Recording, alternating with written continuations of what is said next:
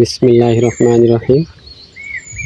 এই মুহূর্তে আছি একটা পটল ক্ষেতে, যে পটল ক্ষেতে জাংলার পরিবর্তে মাটিতে চাষ করা হয়েছে। কিন্তু জাংলার চাইতে মাটিতে যে পটল এত পরিমাণে হয়, মাটিতে যে পটল এত পরিমাণে হয় এটা হয়তো বা কেউ দেখি নাই। সেই কারণে মূলত এই ভিডিওটা করা, সবাইকে দেখানোর জন্য যে আসলে মাটিতে যদি আমরা প্রপার ওয়েতে সঠিক পরিচর্যার মাধ্যমে মাটিতেও পটল করতে পারি, তাহলে আমাদের অনেক কম খরচে আমরা পটলটাকে চাষ করতে পারবো। এখন পটল কিন্তু বাজারে 100 টাকা কেজি। এই ক্ষেতে এই পরিমাণ যে পটল ধরেছে, এটা কি পরিমাণ বিক্রি করা যাবে দেখলে বুঝতে পারবো। দেখেন কি পরিমাণ পটল এই ক্ষেতে ধরে আছে মাটিতে, লক্ষ্য করে দেখেন অনেক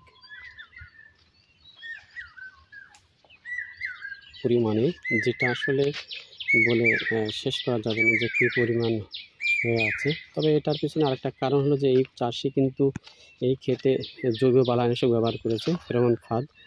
এটা কিন্তু একটা বিশেষ কারণ। আমরা তার আশেপাশে একটু লক্ষ্য করে দেখেন কী পরিমাণ পটল ধরে আছে। দেখেন